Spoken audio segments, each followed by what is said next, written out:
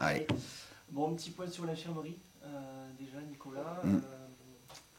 on en est où? Donc Oumar Ngom a repris totalement avec le groupe, donc tout va bien, tous les voyants sont au vert. Pareil pour Johan Obiang, qui avait, c'était rien de grave, mais il a fait une semaine normale, donc il est convocable pour le match de ce week-end. Et après, la mauvaise nouvelle, la très mauvaise nouvelle, c'est qu'on a Antonin Bobichon qui s'est blessé à l'entraînement mardi. Et on pense que c'est assez important comme blessure au niveau de la cheville. Et donc, on attend le diagnostic là, ce matin du médecin, mais c'est pas terrible. D'accord. Mm. Bon, c'est malheureusement un contretemps. C'était pas prévu. Vous avez perdu un milieu offensif avec Kylian aussi. Comment vous avez jonglé avec ça? Bah, en gros, le constat est fait qu'il y a 4 joueurs qui sont sortis du groupe avec Anja Oussou, Yad Mohamed, Kylian Gasnier et Yoni Senjo, donc Kylian qui est prêté à Valenciennes. Et on a 3 nouveaux joueurs qui sont arrivés avec Joseph, avec Deilam et avec Mamadji Bangré. Donc l'idée c'est que la phase retour a commencé, mais le sentiment d'attaquer vraiment le chapitre 2 de notre histoire sur cette saison à partir d'aujourd'hui. Voilà, puisqu'il y a eu quand même pas mal de mouvements. Et donc, encore une fois, beaucoup d'enthousiasme de travailler avec des nouveaux joueurs. Et l'idée, c'est ils se mettent vite dans le tempo et dans le moule de ce qu'on attend d'eux. C'est des joueurs avec qui il y a eu des temps de jeu Ouais, assez disparates entre ouais, ces joueurs. ouais. Est-ce qu'ils sont prêts? Alors c'est vrai qu'ils n'ont pas beaucoup joué. C'est des garçons très sérieux, donc on peut prendre l'exemple du mercato l'année dernière hivernal où Jordi Gaspard est arrivé après 6 mois alors lui il était sans club et ça l'a pas empêché de jouer au bout d'une semaine hein, et d'enchaîner les matchs. Donc après chaque organisme est différent, mais sur les 2 premières séances que j'ai vues, je les sens prêts. Bien entendu, il faudra avoir plus de rythme, bien entendu qui seront pas à 100% dans les 72 heures, mais on va faire en sorte de les monter le plus rapidement possible. Ils s'entraîneront certainement dimanche matin aussi, alors que le jour est off normalement, mais l'idée c'est que on puisse travailler avec eux sur le plan athlétique, mais aussi par rapport à nos principes de jeu, mais très content de les accueillir. C'est comment as-tu vécu ce mercato avec malheureusement des départs au dernier moment. Donc t'étais un peu entre les deux quoi. Ouais, ouais, c'est toujours une période effectivement délicate. On sait que il y a une contrainte économique que le club doit prendre en considération. Mais à partir du moment où moi, l'entraîneur que je suis au courant de ça et je sais à la minute près ce qui pourrait se faire ou les départs qu'on pourrait acter. Donc l'idée c'est d'être réactif et d'être toujours optimiste par rapport à ce qui va se passer. Donc Louis a très bien réagi, particulièrement pour les départs de Yad et de Ange. Ange, ça s'est fait très tard lundi et il a réussi à faire venir 2 joueurs de qualité, donc c'était pas évident. Et au-delà des joueurs de qualité, il faut aussi que ces joueurs-là soient compatibles avec l'ADN du groupe et ce qu'on recherche en tant que joueur, mais aussi en tant qu'homme. Et donc à ce titre-là, voilà, il faut regarder le verre à moitié plein. C'est des garçons qui arrivent, qui n'ont pas beaucoup joué, donc ils ont la dalle, ils ont envie de jouer, ils ont envie de retrouver la compétition. Et il y a beaucoup de termes, malheureusement, mercato subi, non, non, on reste optimiste et on sait qu'il y a des joueurs de qualité qui sont arrivés avec un groupe sain. On est sur une bonne dynamique. L'idée, effectivement, c'est d'attaquer un nouveau chapitre, mais de garder cette énergie-là. Une bonne dynamique, mais des regrets aussi. J'imagine que vous avez dû voir à la vidéo contre Laval que il y avait la place. Quel est le sentiment actuellement? Des regrets? Pareil, pareil. C'est pas un mercato subi. Il n'y a pas de regret à avoir puisque les matchs y ont été joués. Il y a des faits de jeu, effectivement. On dit toujours que ça s'équilibre en fin de saison. Eh ben, si ça doit s'équilibrer, ça s'équilibrera à un moment donné.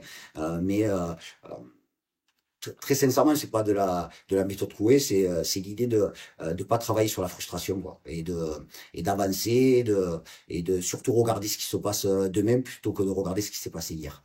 Quels ont été les axes de travail cette semaine? Beaucoup de discussions parce qu'il y a des nouveaux joueurs. L'idée, c'est voilà, je parle d'énergie, mais c'est important. Donc, on a fait une bonne semaine de travail. J'étais content de ce que j'ai vu sur le match de Laval en termes de contenu.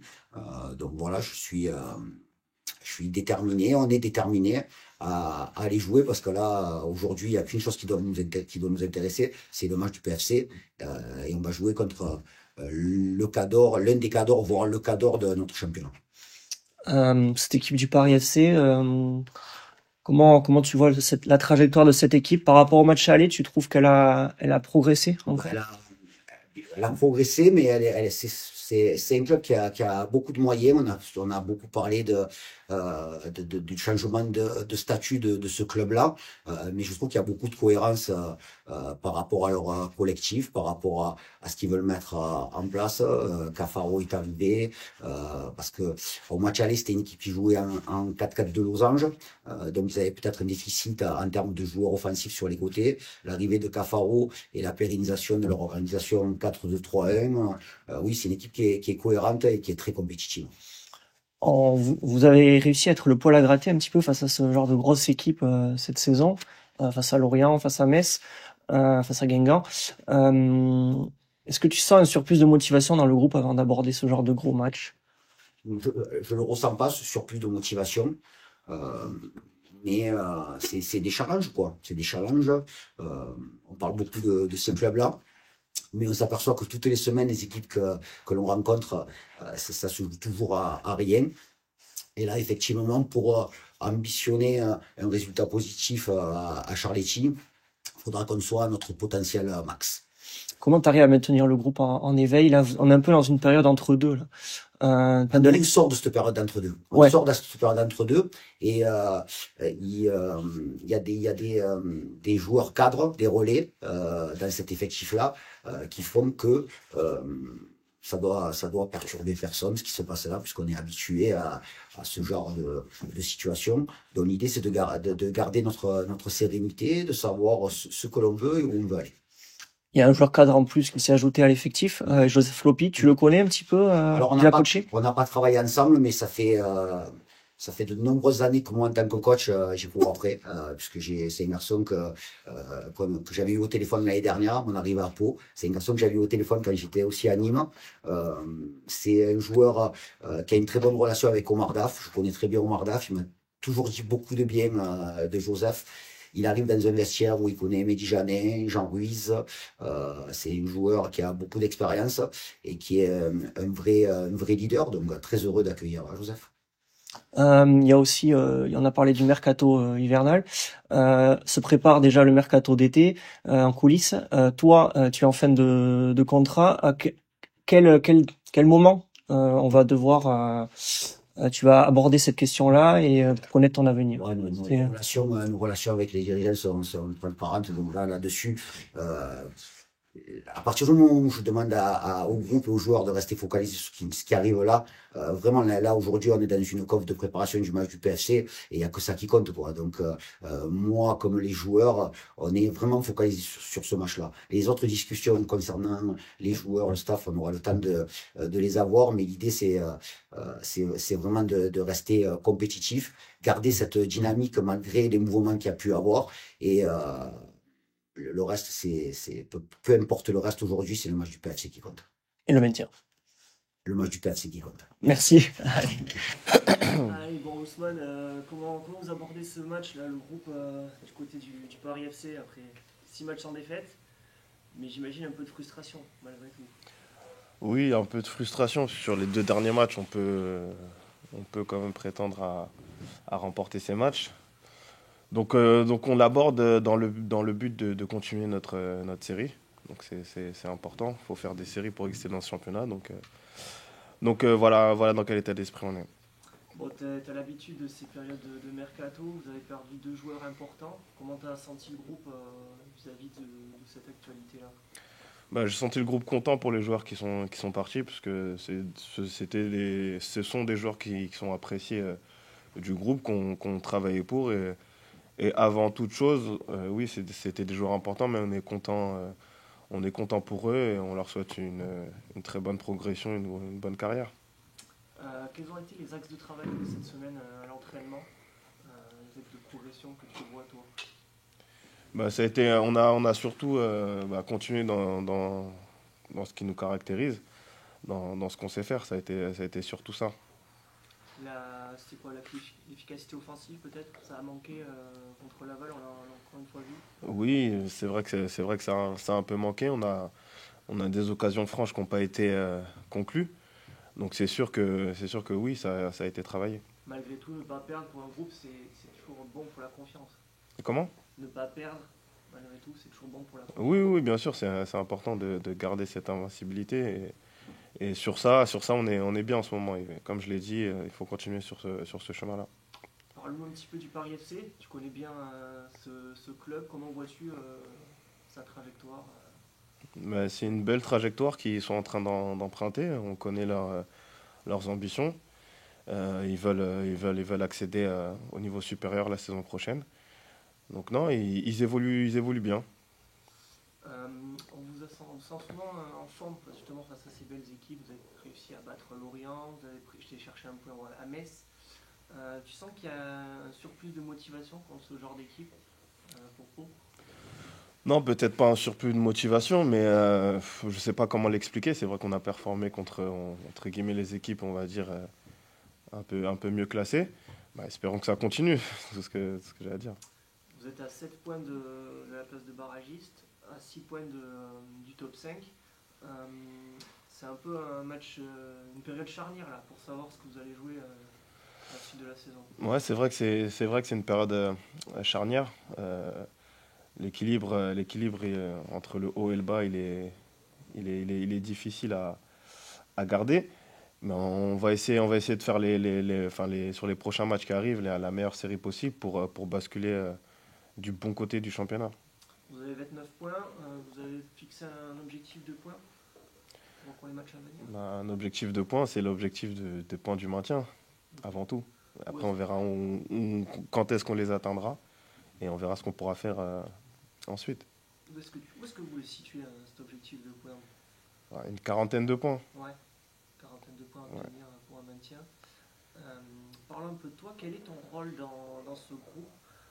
Tu as de l'expérience, tu as déjà été capitaine par le passé au Paris FC. Quel est ton rôle justement dans ce groupe du FC? Mon rôle, avant tout, c'est joueur de football. Après, bien sûr que naturellement, de par mon expérience, mon âge, ben, je suis là un peu plus pour parler aux plus jeunes, essayer de les conseiller, les secouer aussi quand il faut. Donc, j'ai un peu ce rôle-là. D'accord. Un rôle un peu de cadre. Tu as vu débarquer un autre joueur d'expérience là au Mercato. Qu'est-ce que tu peux nous dire sur ce recrutement? Tu penses que ça va faire du bien au club? Oui, oui, bien sûr que ça va faire du bien. C'est un très bon joueur. J'ai joué plusieurs fois contre lui. On est très content de l'avoir avec nous. Et on espère qu'il va performer très rapidement pour nous aider dans ce championnat. Parle-moi un peu de ta situation personnelle. Comment vis-tu? Tu as peu joué cette saison malgré les quelques titularisations. Comment vis-tu ce manque de temps de jeu, on va dire? Bah, c'est frustrant parce que effectivement, je suis un joueur qui a eu l'habitude de jouer. Donc c'est vrai que c'est frustrant, mais il y a de la concurrence, donc il faut composer avec. Donc rester concentré pour quand ce sera à mon tour de performer aussi bien que ceux qui l'ont fait. Pau a beaucoup progressé défensivement cette saison. Comment? Pau a beaucoup progressé défensivement cette saison par rapport à la saison dernière. Comment tu vois toi, cette progression à quoi tu l'attribues? Bah, je l'attribue à peut-être que là il y a vraiment beaucoup plus de travail défensif collectif entre guillemets. Là on bouge bien les uns pour les autres. Je pense que c'est surtout dû à ça. Il y a une émulation entre les défenseurs. Vous êtes un groupe, il y a des jeunes, mais aussi des joueurs expérimentés comme toi et Xavier. Vous poussez un peu tout le monde vers le haut. Ah oui, mais bien sûr, on se pousse tous vers le haut. Enfin, moi, on est tous de bons joueurs de foot, donc forcément, quand tu sais qu'il y a un bon joueur derrière toi qui pousse, qui a envie de jouer, forcément, t'es obligé de faire du mieux possible. Donc forcément, oui, ça te pousse vers le haut. Une concurrence saine, quoi. Et oui, c'est une concurrence saine, très saine.